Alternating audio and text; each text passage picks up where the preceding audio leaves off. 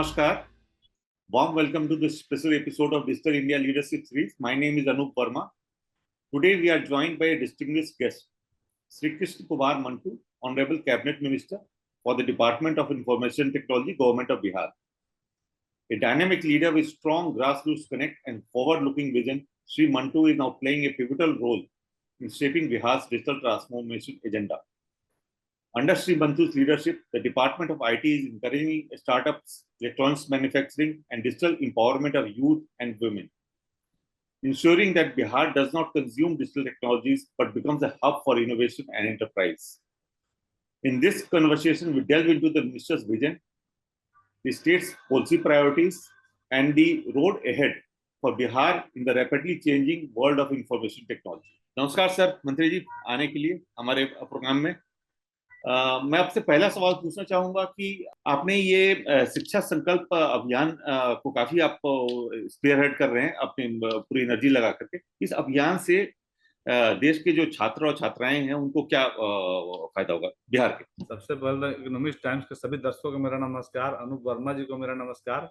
देखिए सर, शिक्षा संकल्प अभियान हमारा है कि हमारे समाज के लोग, राज्य के लोग, देश के लोग शिक्षित बने और शिक्षा के माध्यम से राज्य की तरक्की में, देश की तरक्की में अपना योगदान दे सके। हमारे प्रधानमंत्री आदरणीय नरेंद्र मोदी चाहते हैं हमारा बिहार भारत विकसित भारत बने।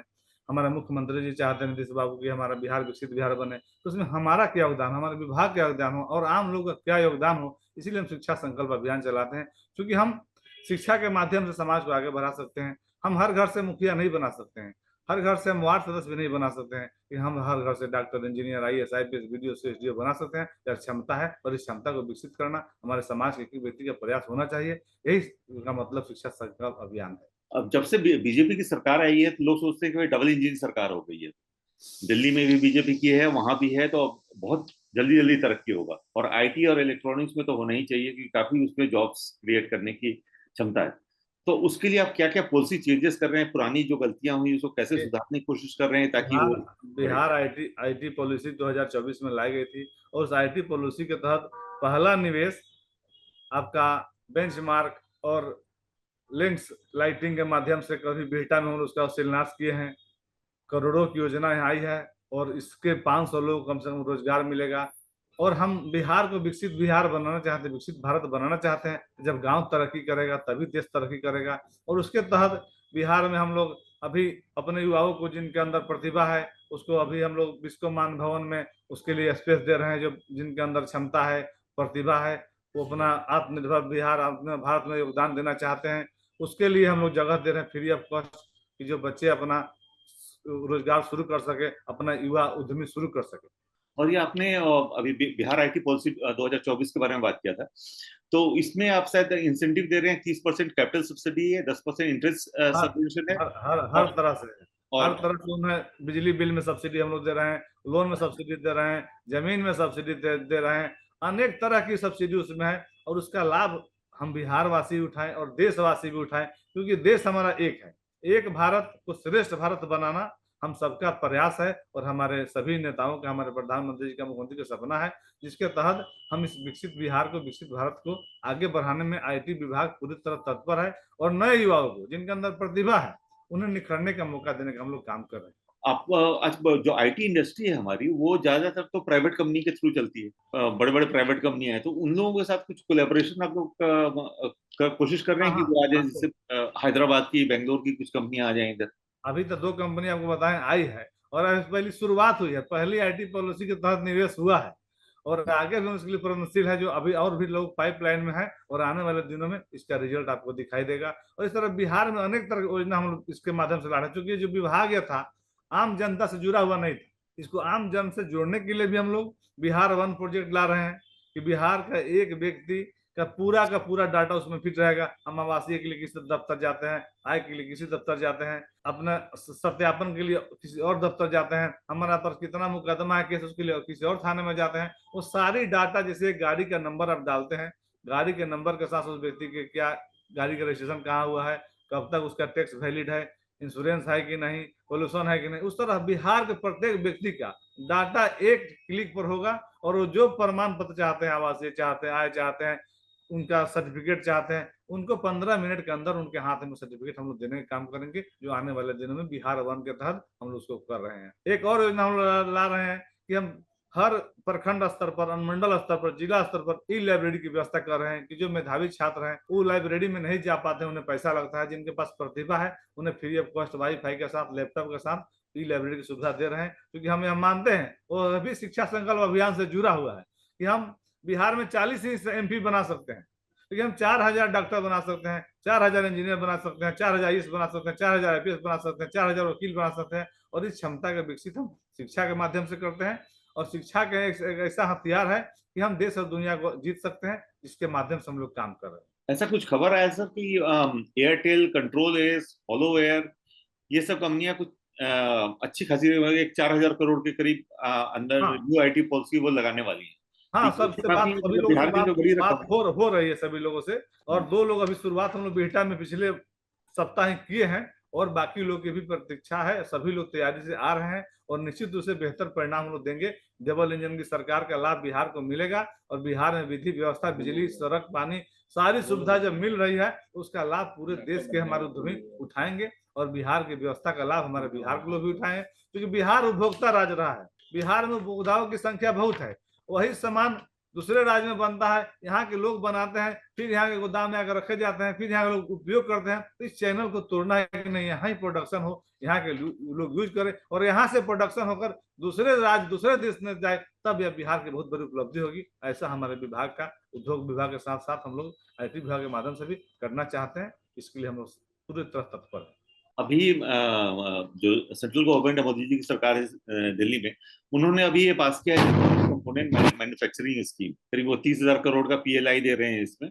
और इससे कुछ उन लोगों को उम्मीद है कि वो करीब 5 लाख करोड़ तक का, 4.5 लाख करोड़ तक का इसमें मैन्युफैक्चरिंग आउटपुट हो सकता है।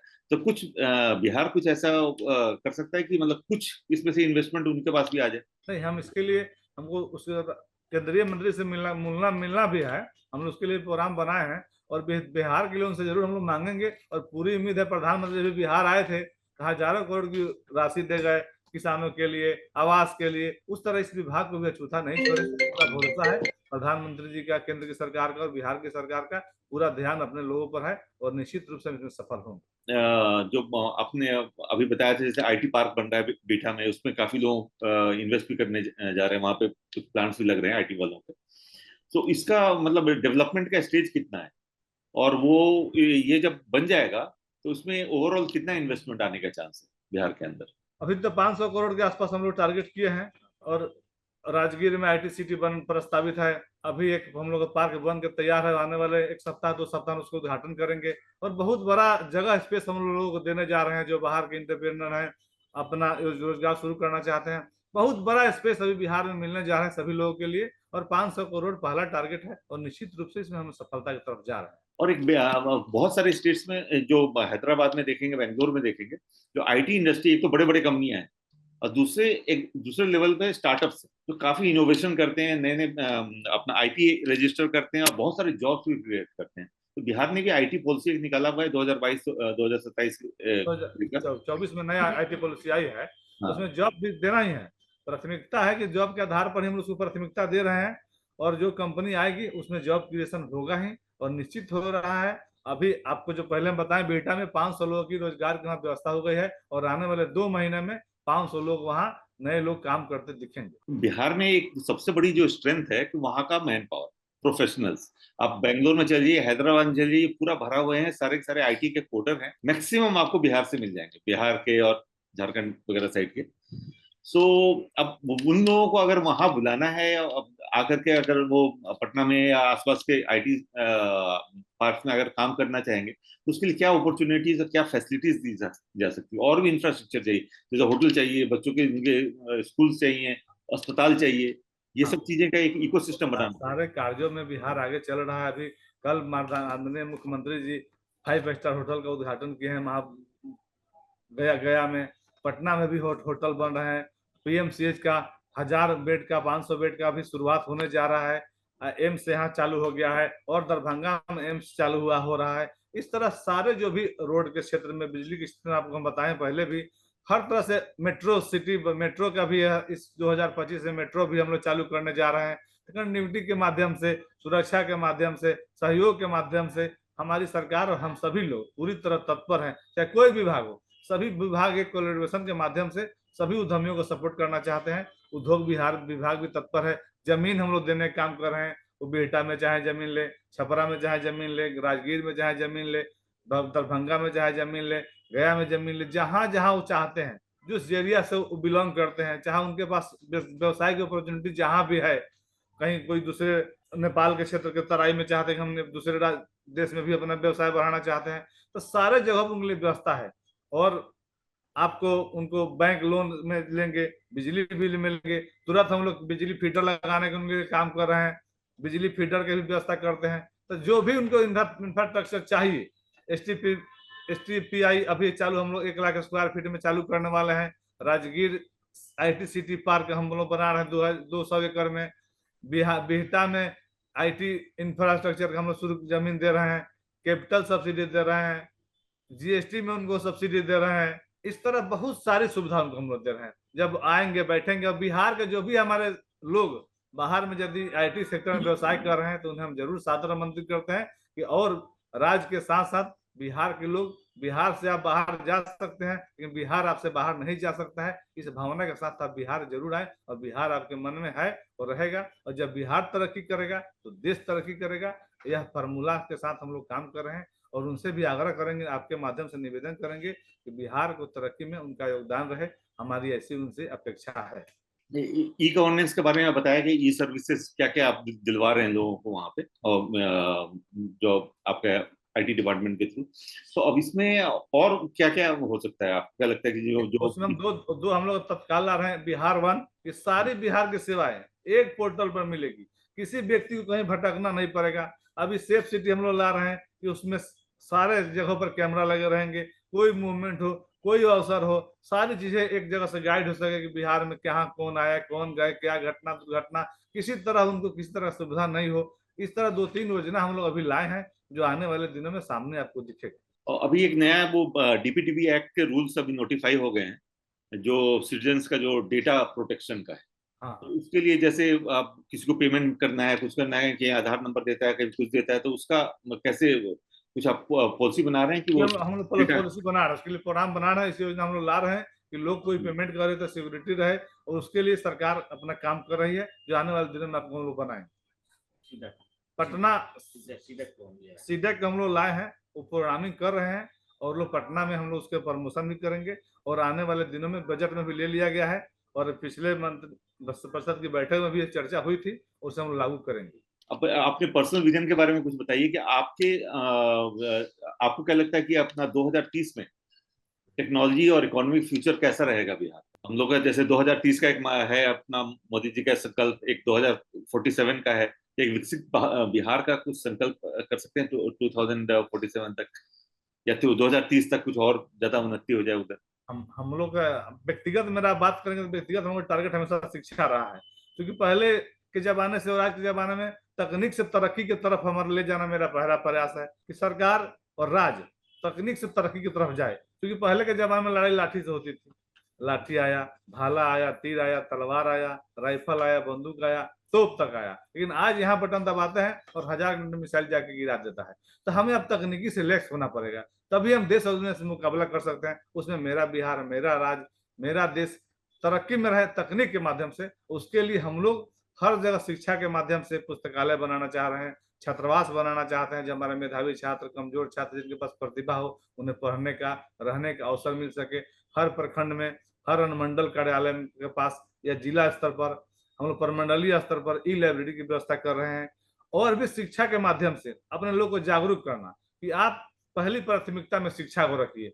आपका इनकम 5,000 हो या 5 लाख, आपकी प्राथमिकता एक होनी चाहिए। हम 5,000 से करना क्या चाहते हैं? यदि मेरी इनकम 5,000 है तो उससे हम चश्मा खरीदना चाहते हैं, टोपी खरीदना चाहते हैं, कलम और किताब शिक्षा खरीदना चाहते हैं, तो चश्मा टोपी 6 महीना काम आएगा, तो कलम किताब शिक्षा 600 साल हमारे आने वाले जनरेशन में काम आएगा। इसलिए हम लोगों को जागरूकता चलाते हैं कि आप समझिए, सरकार बिजली ला दी, हमारे क्षेत्र में, हमारे राज्य में बिजली की बहुत किल्लत थी, लोग टायर जलाकर बिजली के लिए प्रदर्शन करते थे।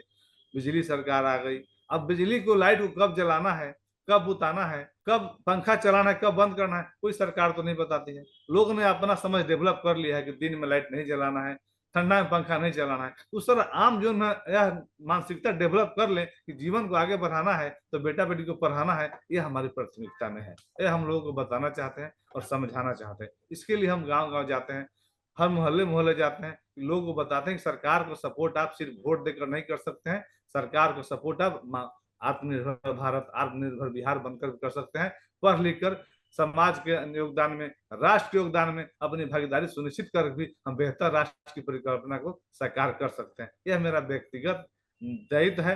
क्योंकि एक जनप्रतिनिधि काम जैसा हम समझते हैं कि रोड बनाना, बिजली लगाना, पानी लाना नहीं है, उसके साथ साथ समाज को अच्छा रास्ता दिखाना भी मेरा नैतिक दायित्व है। इस दायित्व के तहत हम समाज को जागरूकता, शिक्षा जागरूकता अभियान, शिक्षा संकल्प अभियान चलाते रहते हैं। और हमारा नारा है सरकार का भी कि पढ़ेगा बिहार तो बढ़ेगा बिहार, बढ़ेगा बिहार तो बढ़ेगा बिहार। यह आम जनजन को समझना होगा। सरकार सुविधा देती है, आप डॉक्टर से दिखाते हैं, डॉक्टर की फीस 500 हो चाहे 5,000 हो, डॉक्टर कितना भी अच्छा हो, दवा किसको खाना होगा? मरीज को खाना होगा। तो हम कितनी भी अच्छी व्यवस्था ला दे, कितनी भी अच्छी व्यवस्था बना दे, जब तक समाज उसको अपना सहयोग नहीं करेगा, उसे अपने अंदर नहीं आत्म साबित करेगा कि हम अपने अंदर उसको समाहित करें, तब तक हम बेहतर समाज की परिकल्पना को साकार नहीं कर सकते। गांव में हमें अच्छे स्कूल बना देंगे, टीचर अच्छे रख देंगे, गांव में जब बच्चे स्कूल से निकल के जाएंगे तो वहां भी वातावरण उनको अच्छा मिलना चाहिए, वहां भी अभिभावकों को पढ़ाई लिखाई का माहौल होना चाहिए। और वहां वो गाली गलौज करेंगे,